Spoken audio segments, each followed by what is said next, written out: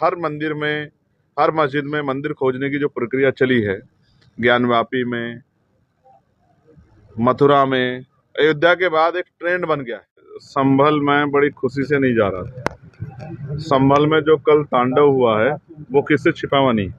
और जिस तरह से पुलिस के अधिकारियों ने, जो पीड़ित परिवार द्वारा बताया गया, जिस तरह से खुलेआम गोली चला के, अगर आप लॉ एंड ऑर्डर मेंटेन करना चाहते तो आप पैर की तरफ भी गोली चला सकते थे। लेकिन आजकल कुछ अधिकारी सरकार को खुश करने के लिए सीने पे गोली चलाते हैं, सर पे गोली चलाते हैं, और ये ज्यादातर मामलों में देखा गया। तो उन पीड़ितों का दर्द सुनने के लिए, क्योंकि सुबह हमने पार्लियामेंट में जैसे सेशन स्टार्ट हुआ हमने इस विषय को उठाया, लेकिन स्पीकर साहब ने सदन स्थगित कर दिया। उनको परमिशन है तो वो अपने अधिकारों का प्रयोग उन्होंने किया। हम अपने अधिकारों का प्रयोग करते हुए, मैं पीड़ित परिवार मिलने जाना चाहता था। मेरी वहाँ के अधिकारियों से बात हुई है।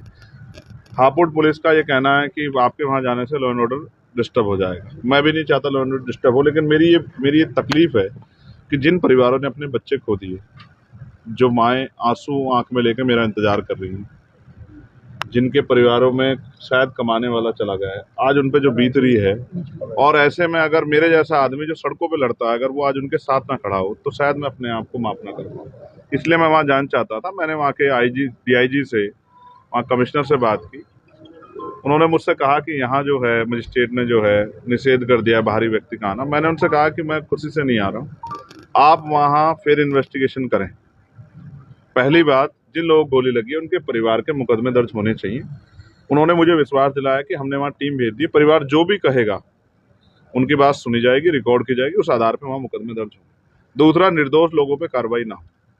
तीसरा, इस पूरी घटना की मजिस्ट्रियल जांच के शायद उन्होंने आदेश दिए, लेकिन मैंने इसकी CBI जांच की मांग की, वो भी सुप्रीम कोर्ट की निगरानी में। और चौथा और सबसे इम्पोर्टेंट, जो ऐसे अधिकारी हैं जो सिर्फ सरकार को खुश करने के लिए, इस तरह के ऐसे अधिकारियों पर कार्रवाई की जाए। उन्होंने मुझसे ये भी कहा है कि जैसे ही यहाँ के हालात सामान्य होंगे तो हम सबसे पहले आपको यहाँ बुलाएंगे, आप अपनी परमिशन डाल के रखो, लेकिन अभी हालात ऐसे नहीं। मैं समझता हूँ कि जनता को परेशानी नहीं होनी चाहिए, लेकिन आप ये सोचिए, क्या गोली के जरिए विरोध की आवाज को दबाना या हत्या करना, क्या ये इस तरह से देश चलेगा?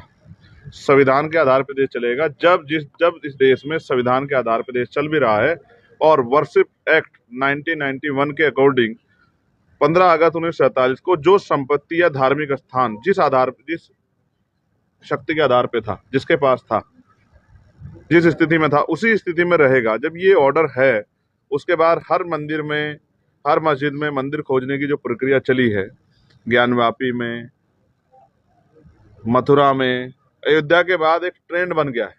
और मैं समझता हूं कि इससे नौजवानों का कोई भला नहीं हो रहा है, लेकिन नौजवानों की जान जरूर जा रही है। मैं ऐसे अधिकारियों को, अब आप ये बताइए कैसे फेयर है कि एक ही दिन जो है एप्लीकेशन डलती है, उसी दिन जो है पिटीशन दायर होती है, उसी दिन ऑर्डर हो जाता है, उसी दिन शाम में सर्वे कमेटी बन जाती है, बिना दूसरे पक्ष को सुने। ये कैसा न्याय है? आप दूसरे पक्ष को तो सुनोगे ना, बिना दूसरे पक्ष को सुने। मैं भी लॉयर हूँ।